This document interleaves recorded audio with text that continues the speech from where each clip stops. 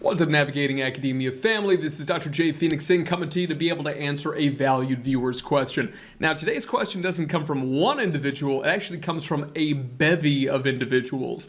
So many people have asked me something that approximates this question that I decided, to be honest, that I would wait a while to be able to kind of have everybody ask the same thing, and then I would finally respond.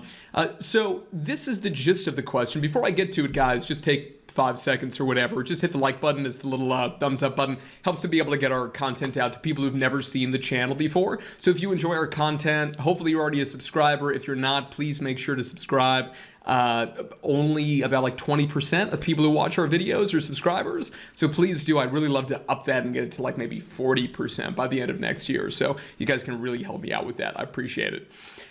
So here's the gist of the question, though. This particular one version of it is from Angel. So Angel, thank you for your question, buddy.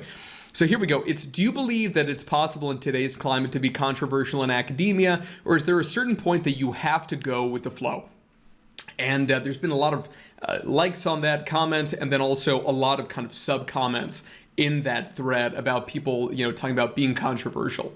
Okay, so I have a lot of things to be able to say here, because in my field, I'm a pretty controversial person. How I became a controversial person, though, is not what I think a lot of people would think. So what I'm about to say is not about any particular individual. So Angel, I mentioned you, of course, mate, but don't think this is about you. This is just generally speaking. Okay, so here we go.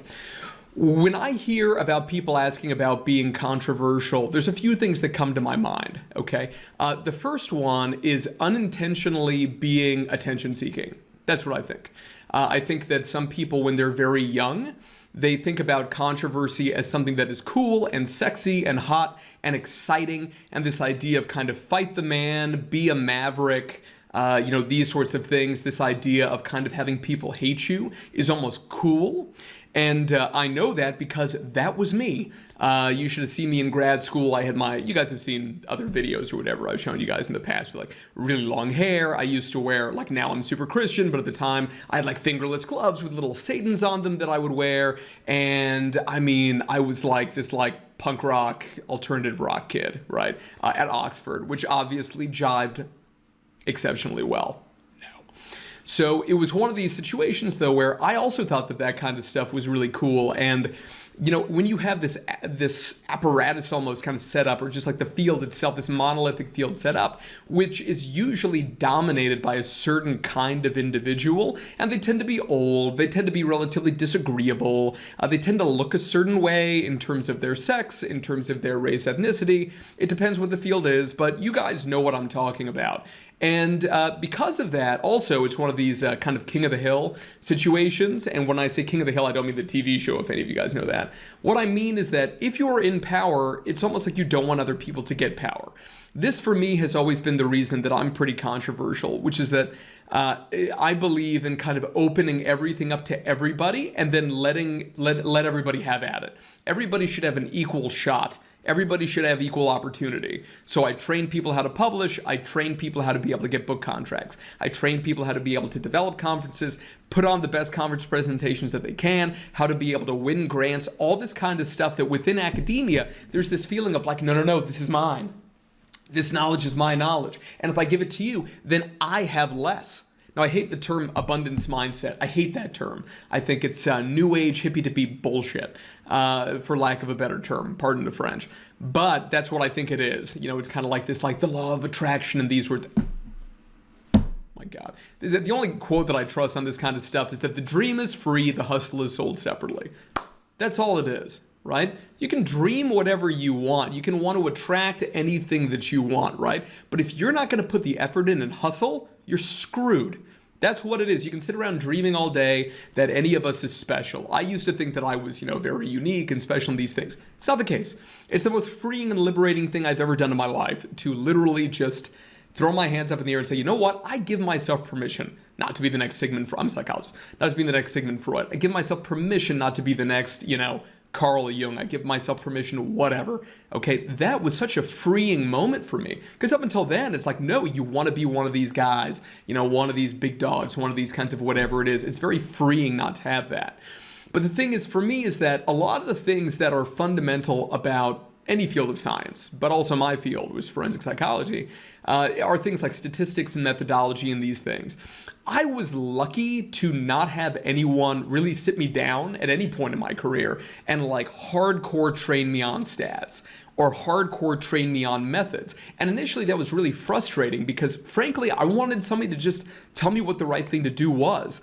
And instead of having that, I basically had like a blank wall in front of me. And I would get snippets of information, don't get me wrong, here and there. But most of it was, me reading and making a million errors with statistical packages and not knowing how to publish and not knowing, where to go and who to ask and these sorts of things. And at Oxford, for example, the idea is that it's actively discouraged for you to kind of go outside of the dyadic relationship that you have with your supervisor and go and kind of seek external supervision in these things. Or external consultation. And so because of that, it's one of these things where you really have to struggle. And it's kind of like that struggle love is a new term that I heard the other day, is struggle love. It is the ultimate struggle love, right, between you and trying to figure out kind of how to be able to do these things. Because this is some really serious stuff. It's very, very challenging. I was thinking about that today, actually, guys. This idea of, you get into grad school and you have this idea that it's like, you're going to get trained up and you're going to get a lot smarter in these things.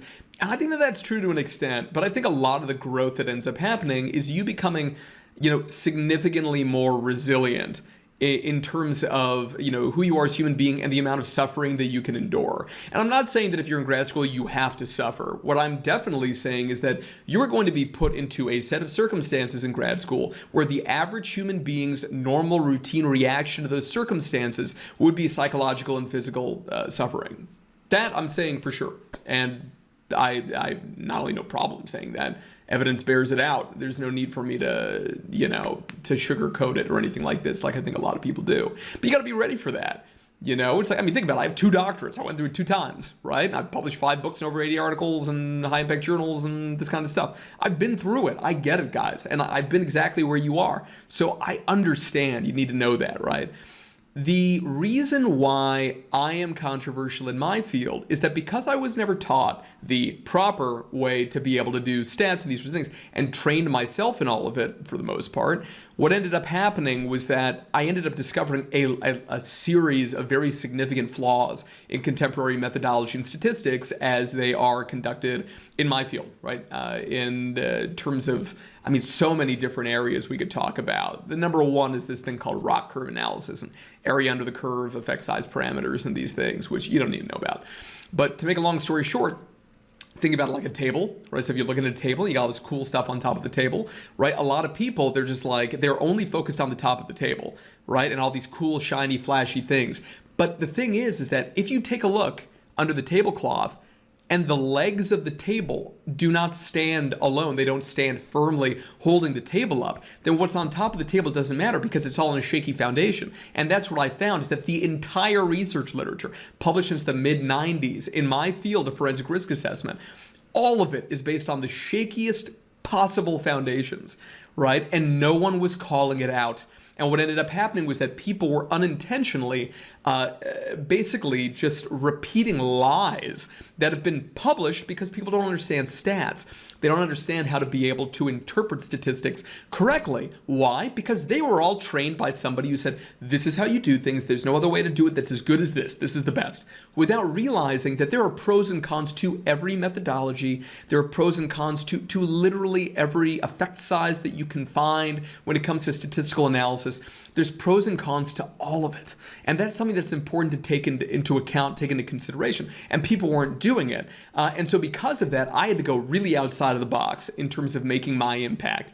I did it in special issues. I did it in editorials. Because that's the thing. In terms of being controversial, if you really do find something that is amiss, that is awry, right? First of all, you need to know everything that you conceivably can about your specific field and your specific area where you think that one of your opinions or whatever it is controversial. Because I guarantee you that for the most part, people who want to write about something controversial have not read the literature enough to know what they're talking about. I'm not telling you that this is necessarily true in any of your individual cases, but I'm telling you that for the most part, the less information you have, I'm not talking about reading 10 or 15 articles. I am talking about reading hundreds and hundreds and hundreds hundreds and hundreds of articles that will take you years to gain a mastery and then staying up to date on new publications. Remember, there's over 1.5 million articles published every single year, right? I mean, for over 10 years consecutively, it's not going to slow down. You need to stay on top of things, okay? The reason you need to do that is every subfield, every topic has a niche history to it, right? There are different major players. There are reasons why the things getting published have been published. You need to know all of these things. People want to jump into any field and just say some really controversial stuff to be able to get attention. Like, honestly, I have found that. And then you know what happens is that the stuff gets rejected because it's not on solid ground. It's really not. People do not have a deep enough understanding of their field. And you know what ends up happening then is their stuff gets rejected. And instead of them saying, you know what, I need to go back, I need to look deeper into this. You know what they end up saying? They say something along the lines of, there's this mysterious cabal of people in research trying to shut me down, trying to keep me silent. When in actuality, you got to be open to the possibility that you just haven't done the work. It's very possible. I was like that too. And I didn't want to admit it. I can tell you that right now. Okay? So you got to be careful. Now, what I ended up finding was that I ended up reading so many, again, hundreds of articles to the point where, I don't know if you know who John Nash is in that movie, A Beautiful Mind. Is a real guy, of course, as well, right? But there's a scene I'll never forget in A Beautiful Mind where they like go into a shed or something and there's just like papers everywhere and it just looks like, wow, this crazy thing. That is exactly how my apartment looked when I was in grad school and in my postdoc years.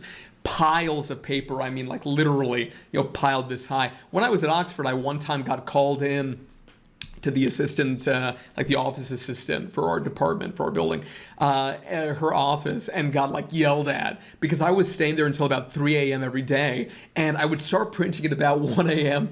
and I would stop printing at about like 3. So I would print articles for like 2 hours straight and use so many crazy thousands of pages of paper to the point where they basically said, like, it's fine that you're using paper and all, but like the toner is so expensive. So you need to pay for paper and you need to pay for toner, but then you can use the machines. So I had to pay hundreds and hundreds of dollars in toner and paper just to be able to, quell the mighty gods of the Department of Psychiatry because I was printing all this stuff because I wanted to know everything. Right? And these are mostly, depending on the field, in peer-reviewed articles, okay? So that's the thing, right? The controversy needs to come from being so significantly well-informed and finding a hole where people are actually missing something fundamental. And that's what's really important. It can't be that, 95% of the literature says this and the methodology is sound and the stats have been conducted correctly, but you just don't agree.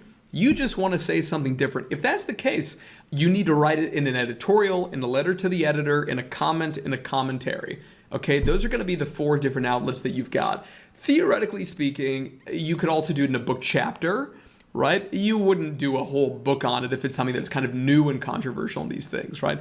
But a book chapter, I suppose you could put that in there. And it would be more as a narrative review, which is the weakest form of evidence, by the way, in terms of the 4 kinds of reviews, which are narrative reviews, systematic reviews, meta-analyses, and meta-reviews.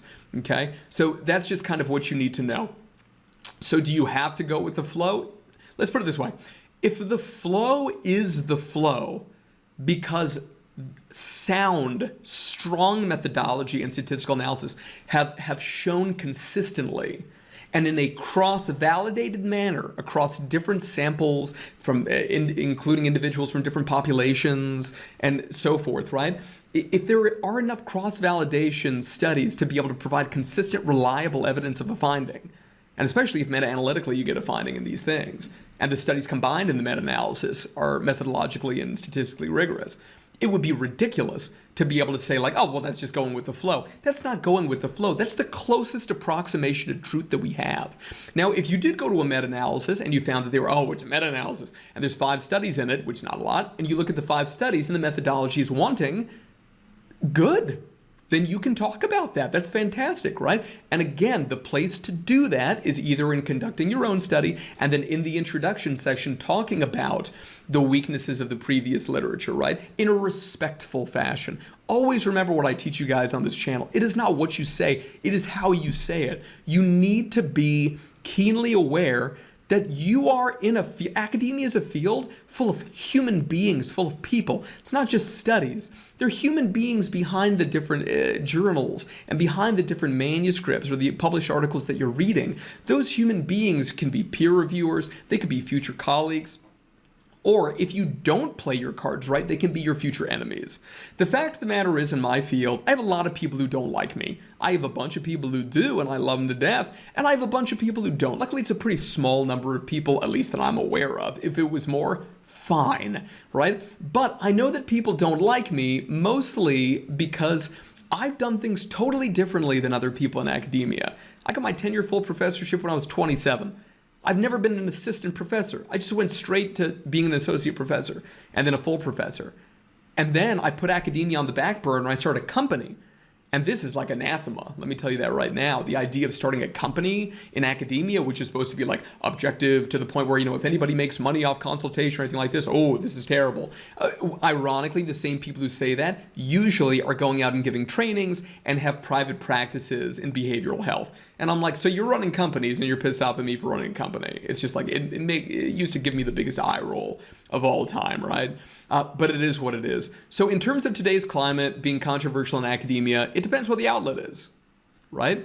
It's, again, editorial, letter to the editor, comments and commentaries, right? Or narrative reviews that you can put into a book chapter. Those are the places, right? But it's how you say it. And always try to evaluate. Like I would ask myself now, if I had a controversial position, do I really have a sufficient mastery of this literature? Not that I've read 10 things, or I read it in a textbook, or my professor said such and such, or my supervisor said such and such. BS. Cut it out, right? You got to do it for yourself. You have to learn everything about this specific subfield for yourself. And you have to recognize that there's certain people, if it is something where there is a flow, there will be people who don't like that you're trying to go against it. Okay? Now, I know that for some of you, this seems like a really sexy idea of like, oh, this is great. I'm going to be, I'm like, the whoever that guy was in Taxi Driver or whatever, right? That movie, Taxi Driver, the anti-hero, right? I'm going to be the anti-hero of the field. I'm going to be the badass. I'm going to wear the proverbial leather jacket in my field. Ridiculous. It's a childish and immature way to be able to view things. Other people aren't going to be as objective as you are. But my job on this channel is to be able to make sure that you are as objective as you can be. Because I need you to be the example. Because other people aren't going to be the example, right? Other people are going to play games and bad games in the field and try to get ahead, and they'll fudge data and do all these terrible things, right? That's not you. You have to be better than that. I believe in you more than that, okay? So it's really, really important. Do you know enough? That's the first thing that I would say, right? Looking at myself in the mirror, right? And the second one is, if I do know enough, what is it that is this foundational flaw, and how can I point it out in a respectful way and suggest ways to move forward in a positive light? I'm not going to be calling out somebody's theory and saying that it's BS or saying, oh, this study was total nonsense, da da da. You got to be, there's a great phrase in English, which is be the iron fist in the velvet glove, right? From the outside, it's velvet. Now on the inside, it's tough. Right? But from the outside, it's got to be soft, guys. It has to be. All right? So that's my advice.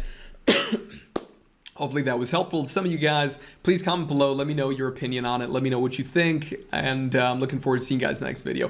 Ask your questions. That's what I'm here for. All right. Peace and love. Bye-bye.